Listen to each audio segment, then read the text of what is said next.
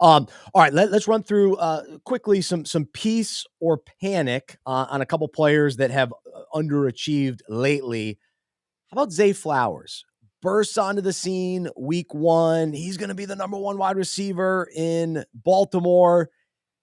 I'm going to panic. I'm going to panic because maybe the reality is there just isn't going to be a number 1 receiver that we can count on every week in fantasy with the Ravens. It is what it is. That's what the Ravens are. That's Lamar Jackson. So as talented as Flowers may be and as great as he'll be some weeks, maybe during the bye weeks, you put him in there, you get lucky and you hit on the right week. But this idea that he's going to be this marquee guy, I'm panicked. I'm out on that. I'm not going to be starting him anymore with confidence. Maybe a flex spot here or there. But what about you? I completely agree. Mark Andrews is the number 1 receiver there. Same thing with the Kansas City Chiefs. You're going to get some breakout games from Zay Flowers here and there. Okay. He's going to catch a deep ball. He's going to make a couple guys miss. But yeah, he's really not worth a weekly start. Definitely keep him on your team. I wouldn't say drop him. He's certainly a flex play depending on the matchup he has, but he's definitely not a locked-in wide receiver 2 or 1 in your team. Another week 1 darling that has changed minds, Breece Hall. Breece Hall and the Jets. I mean, the Jets offense was better, but Breece Hall, less than 10 points each week since week 1. Are you panicking, or do you have peace with him? I am going to panic with Breece Hall, also because Zach Wilson looked good this week. So I think he has given the Jets a false sense of confidence that he can maybe be the guy going forward. If the Jets were going to make a trade or maybe sign someone, then I would be a little bit higher on Breece Hall because, you know, if you bring in an old quarterback, they love to dump down the ball and get him those receptions in space.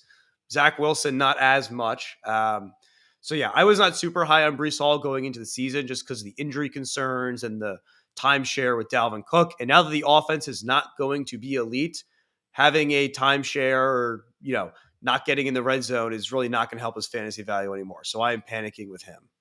All right, here I got a piece answer for you. Jahmyr Gibbs. I still love him. I think he's great. I understand David Montgomery came back for a monster game, and there's some fantasy shenanigans because not everybody had him in their starting lineup this past week. 40 points sitting on the bench. But he was back healthy, looked good, and Gibbs was not as involved with Montgomery being back. However, the talent is still there. The need for the Lions is still there. They still need that type of back in their offense. Last year, we saw it with Jamal Williams and DeAndre Swift. We're seeing the exact same thing. And so Swift was great for fantasy purposes when he was healthy. Gibbs will be that guy as well. He hasn't had the big breakout game, so I can confess I thought it would happen earlier, but I'm still on the bandwagon. I'm still in on Gibbs. He's running back 26 right now, which, we drafted him much higher than that for sure, but it's not like he's been a total bust. And thankfully he's not injured. So that's positive as well. But anything to add with Gibbs? Yeah, I think it's peace for Gibbs because I think he's going to still be good. He will be an RB2. If you were expecting him to be the RB1 in your lineup and you took him like really early in the second round, then I would be panicking because I just don't think he's ever going to fully grasp the lead running back role in that offense. I mean, we saw 7 carries week 1, 7 carries week 2. Then Montgomery goes down, he gets 17 carries, but then back to 8 this next week when Montgomery comes back. It's pretty clear that they want Montgomery to be the lead workhorse there and Gibbs more to be the change of pace guy, which can still be valuable. But if he's not getting touchdowns and he's not getting consistent carries, I don't think he's an RB1 type. I think it's interesting, too, with Jamison Williams coming back this week now. Does that eat into any of Gibbs's work as well? Now there's another target in the passing game. So it'll be interesting to see how that sort of plays out. Now there's an extra weapon in the offense going forward.